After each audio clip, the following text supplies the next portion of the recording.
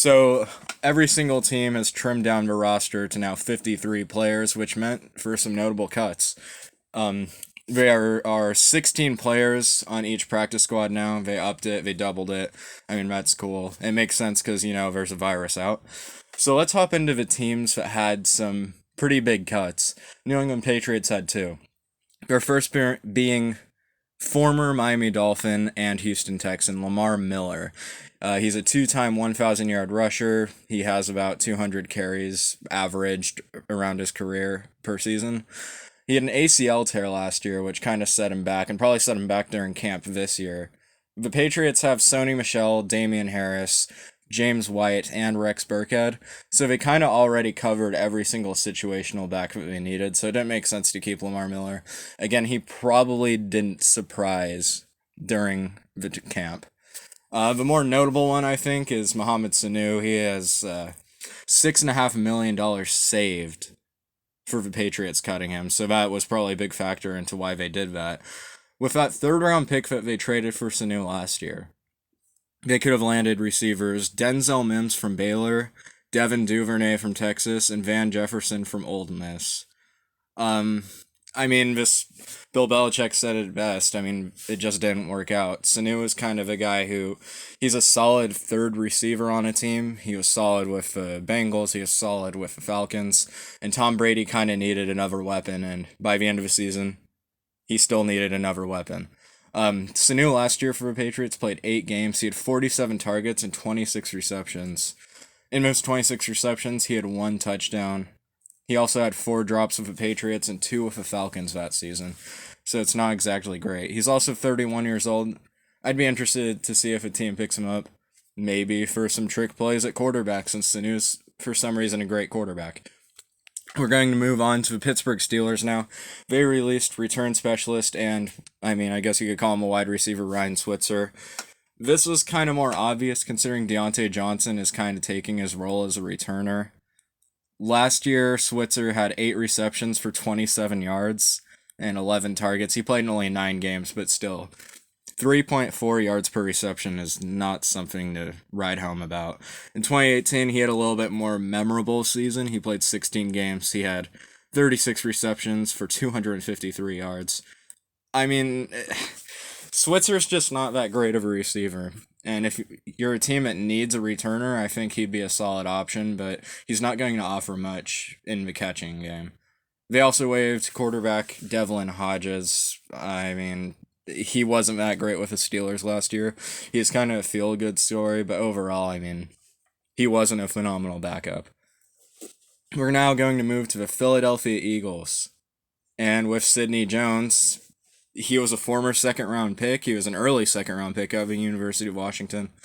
He's honestly not that bad. He had 2 interceptions last season. He had a 51.6 coverage percentage. He played in only 29% of snaps. His issue is they played 22 games out of 48 in his 3 seasons in the NFL. He only played 22 games. So that's just overall a season and then, 6 games. Sidney Jones is a solid guy, but he couldn't stay healthy during camp either. He just can't stay healthy, and when you're the Eagles, you already have a ton of guys who can't stay healthy, so it makes sense to get rid of one. He's a good player when he's on the field. I'm expecting a team to pick him up fairly soon, maybe even by the time that I record this. The New Orleans Saints, it's just a notable thing. I'm not going to waste too much time on it. They kept 2 punters, Thomas Morstead, who's the guy that they've had for a while, and then Blake Gillikin, the undrafted free agent rookie out of Penn State. It'll be interesting to see what they do with that. We're probably going to move Gillikin down to the practice squad, but it also may raise some questions. Is he the next punter, and is Thomas Morstead out? A team would love to have Thomas Morstead. All right, now let's move on to the Miami Dolphins. They released Josh Rosen, a former first-round pick. He's entering his 3rd year in the league, and he was behind Ryan Fitzpatrick and Tua Tagovailoa. So it didn't make a lot of sense for the Dolphins to keep him. I'm the guy who says that Josh Rosen has not had a lot of chances. And the chances that he has had, he is with the Arizona Cardinals, who had nothing around him. Steve Wilkes was not a great coach. And then he goes to the Dolphins, where, he doesn't play that much, and Ryan Fitzpatrick plays pretty well. So I mean, he wasn't going to start on the Dolphins, and they cut him, and he got signed, picked up by the Tampa Bay Buccaneers practice squad. This is a great place for him. Bruce Arians is a really good quarterback coach, and now he's going to be practicing with Tom Brady. I mean, if there's a guy that you'd want to take knowledge from a game at the quarterback position, Tom Brady would definitely be on top of the list. I mean, he's 43. He's all the experience in the world. He's just so smart when it comes to football. He's a winner. Josh Rosen may pick up a few things, and then next year he might pick up an opportunity as a backup, and then he'll develop into there and maybe even a starter. So the Denver Broncos released Todd Davis. This is kind of old news. He's their linebacker. He won a Super Bowl with them. He's a great tackler. He's just not a great coverage guy. He had 126 tackles last year, but when you're the Broncos, you're running two middle linebackers because they usually run a 3-4. They have Josie Jewell already, Alexander Johnson, Mark Barron, and they acquired Austin Calitro. Now, all these four guys are great tacklers. They're really good at stopping the run. In the passing game, I don't see a single one that's really great at covering. Todd Davis isn't either, but it saved Denver some money. They got younger from it, and they didn't really need Davis. He'll probably get picked up by a team. Next is the Washington football team. Yes, the football team. They still don't have a name. They released Adrian Peterson, and that move kind of makes sense. I mean, you can check out their Instagram where they were getting super hyped up about Adrian Peterson just to get cut the next day. That should have been on the screen. They have Bryce Love, Antonio Gibson, who they drafted, and Peyton Barber, so it made sense to move on from AP, especially when you're a team that's probably not going to contend. You want to see what Bryce Love has, especially when he's healthy. You don't see that a lot. And also Antonio Gibson, who's kind of a gadget guy at receiver and running back, but they do seem to like him at running back. It's going to be some sort of committee. So then Adrian Peterson goes to the Detroit Lions, where we have Kerryon Johnson and a not-so-healthy DeAndre Swift, along with Bo Scarborough and Ty Johnson. So the reason why this move doesn't make a lot of sense to me is that what the Lions are kind of lacking is a receiving running back because they lost McKissick. I'm pretty sure Kerryon can develop some sort of role like that.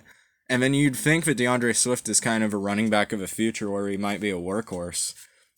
But Adrian Peterson getting thrown in the mix, if you're a fantasy owner, I would not want to really buy into that backfield unless DeAndre Swift is sliding. Because they don't have a lot of hope in Kerryon. He hasn't been able to stay healthy, but when he's on the field, Kerryon Johnson is actually a pretty good running back. It's gonna be weird once DeAndre Swift comes back full health, because he might just take over the backfield, but I feel like that's not very likely. Matt Patricia is a guy that really loves running back committees. Adrian Peterson should be a factor, but then again, the Lions are a rebuilding team as well, and they have two young running backs. Hell, they have four young running backs. I feel like only two of them are really going to be impact players.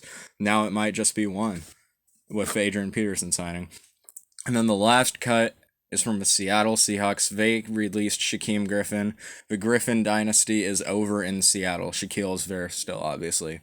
Shaquem, he's a really good feel-good story. I mean, he doesn't have a hand, and he somehow made it to the NFL. He is super dominant in Central Florida, which is just something that, I mean, no one else can really do. He's fast. He's a freak athlete. It's just he can never really find his footing in the NFL. And, I mean, the Seahawks kind of have a surplus of edge rushers where we don't really have a lot of premier ones. So, I mean, you could have seen this coming. Griffin hasn't really performed. He's been mostly a special teams guy. It's sad to see, and we'll see if another team picks him up, but out of these other guys that I've talked about, he's probably one of the least likely guys to.